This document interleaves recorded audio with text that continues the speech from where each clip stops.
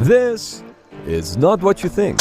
Even though derailment of trains is damaging to the train and tracks and possibly a criminal act, there are situations where trains are intentionally derailed for good reasons. For example, when the track is under maintenance, but a train is still moving that way, which could collide with the equipment and personnel.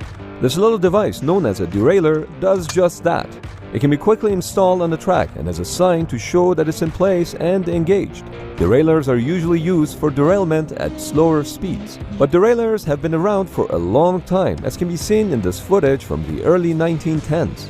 There's also a little light in the middle, so it's more visible, especially at night. But don't worry, because derailed trains can be re-railed by placing blocks next to the track and rolling the wheels over and back onto the rails.